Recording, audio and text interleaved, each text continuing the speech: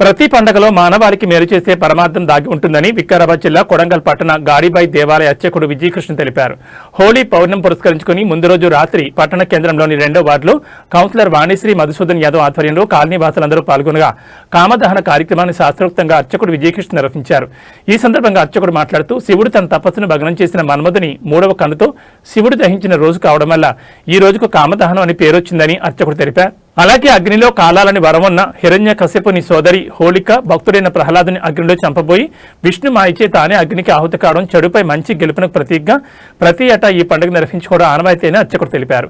కామదహనం అంటే కేవలం మంటలను వెలిగించడం కాదని ప్రతి మనిషి తనలోని కామ, క్రోధ, మోహ, మద, మాత్సర్యాలని హర్షద్వర్గాలను విడిచి ఆధ్యాత్మికత వైపు మనసు మళ్లించి కొత్త జీవితాన్ని ప్రారంభించాలని పండుగ పరమార్థమని అర్చకుడు తెలిపారు.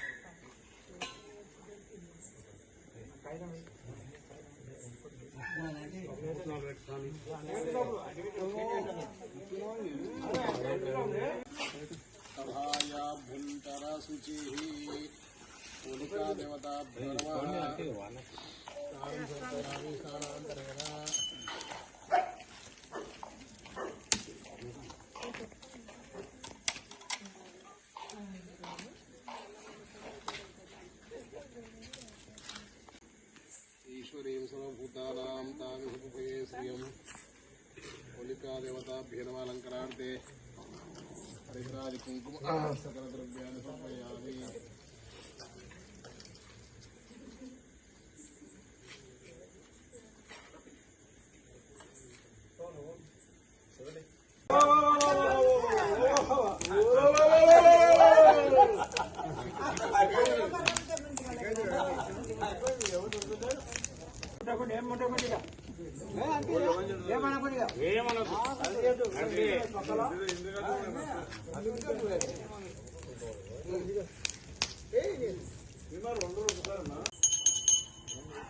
గోపాల కృష్ణ భగవాన్ కీ జై, హోళికా మాతా కీ జై, లక్ష్మీ రమణ గోవింద.